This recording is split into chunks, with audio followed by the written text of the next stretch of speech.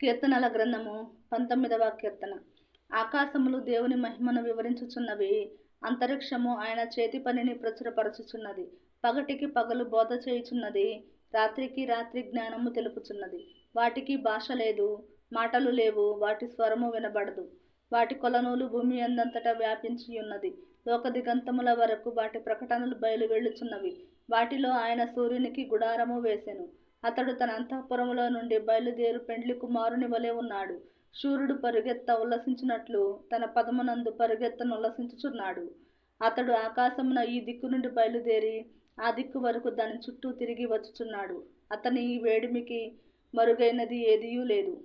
యెహోవా నియమించిన ధర్మశాస్త్రము యథార్థమైనది, అది ప్రాణమును తెప్పరిల్లజేయును. యెహోవా శాసనము నమ్మదగినది, అది బుద్ధిహీనులకు జ్ఞానము పుట్టించును. యెహోవా ఉపదేశములు నిర్దోషమైనవి, అవి హృదయమును సంతోషపరచును.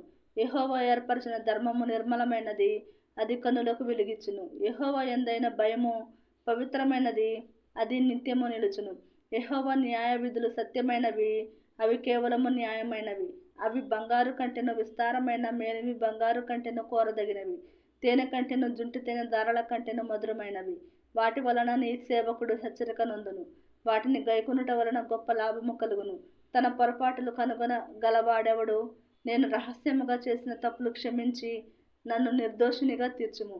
దురభిమాన పాపములలో పడకుండా నీ సేవకుని ఆపుము. వాటిని నన్ను ఎలనీయకుము. అప్పుడు నేను యథార్థవంతుడనై అధిక ద్రోహము చేయకుండా నిందారహితుడనగుదును. యెహోవా నా ఆశ్రయదుర్గమా, నా విమోచకుడా, నా నోటి మాటలను నా హృదయ ధ్యానమును నీ దృష్టికి అంగీకారములగునుగాక.